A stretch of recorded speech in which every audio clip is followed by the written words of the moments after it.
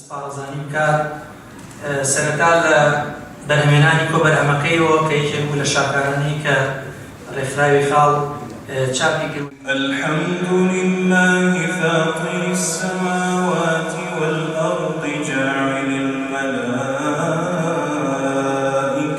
رسلا أولي أجنحة. سەبارەت بە ژیانی پێغەمبەری مەزن مامۆستا پارێزانی ڕەحمەتی خوا لێ بێ ساڵی 1972 نووسێتیوە، واتە نزیکەی 50 ساڵ بەر لە ئێستا. تا ئێستا زیاتر لە 10 جار چاپ کراوە.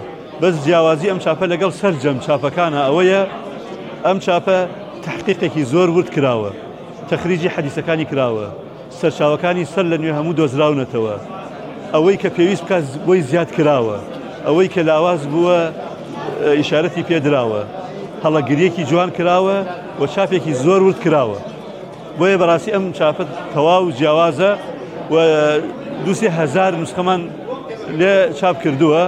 بە هەموو ئەمانەوە ئەکرێ بڵێم ڕاستە هەمان کتێبە، بەڵام بە تایبەتمەندی و جیاوازیەکی زۆرەوە. ئەم کتێبە یەکەم جار ئێمە ساڵی 2023 بوو یا 22 بوو کۆبەرهەمەکەمان هەموو چاپ کرد. ئەم کتێبە بەرگی یەکەم و بەرگی دووهەممان لە بەرگێکە چاپ کرد، لەگەڵ 10 کتێبی تراواتە بوو بە 3 بەرگ چاپمان کرد. لە دوای ئەوە بە 6 مانگ جارێکی تر هەم چاپمان کردەوە، واتە ئەمە جاری سێهەمە ئێمە ئەم کتێبە چاپکەینەوە و ئەلحەمدولیلا تا ئێستا مەقبوڵێتێکی زۆر باشی هەبوو. چەند فێری قورئانمانەکردن ئەوەش فێری سیرەتی مبارەک پێغەمبەرمانەکرد. لە باسی مامۆستادا باسی هەندێک کەرامەتی مامۆستا کرد. کاتێک ئینسان کتێبی ژیانی پێغەمبەری مەزن وەڵاهی ئەو کاتە ئەڵبەتە من تەمەن و زۆر گەورەنەوە، بەڵام بە تاکید بیرمێت کە حتا نووسینەکانیان نووسی دوای کە لێرە چاپ کرا ئێمە ئەو کاتە ماڵمان لێرە بوو لە چاپخانەی کامەرانی چاپەکرا. ئەو کاتە دەستگای چاپە گوسە پێشکەوتون نەبوو، مەلزەمە ئەنووسرایەوە بەدەست پیتەکانێکە خراهێنایە بۆ ماڵەوە غەڵەتگیریە کرا، دوای ئەو بردوایکە ئەنووسرایەوە. هەموو مەرحەلانم لە بیرە کە هەم لە نووسینەوەکەی، هەم لە ناردنی بۆ چاپ، هەم لە چاپکردنەکەی، هەم لە دوای بڵاوکردنەوەکەی هەموو قۆناکانەمان لەبیرە.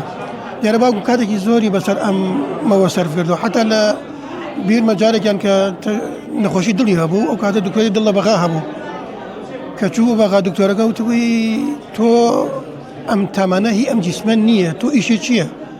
وتی من مامۆستام. وەڵا پێخۆ مامۆستەکان هەموو ژیانیان خۆشە و هەمویان سەرحاڵن، تۆ بۆچی و ئەولیاتەوە؟ ئەویش فەرمی وەڵام من خەریکی نووسینی گەورەم بەدەستەوەیە، زۆربەی کاتەکان سەر بە شۆڕ گرت بەسەر کتێب ئەنووسم. ئەوە بوو یعنی ئەو تەمەنە لەگەڵ ئەو هینا زۆر جیاواز بوو. کاتێک کە کتێبەکە تەواو بوو، ئەو کاتە مەعهەدی ئیسلامی و مەدرسەی بیدایەکە هەبوو. ئەوە کە ئێمە لە بیرماری هێنان لەوێ تەوزیعیان کرد، ینی خەڵکی کە ناونووسین ناویان نووسی بوو ئەیان داپی. ئەنجا زۆربەی کتێبخانەکان لە سلێمانی و لە هەولێر و لە ڕانیە و لە هەڵەبجەوانە هەمویان هاتن بە حیسەی تایبەتی ئەیان برد.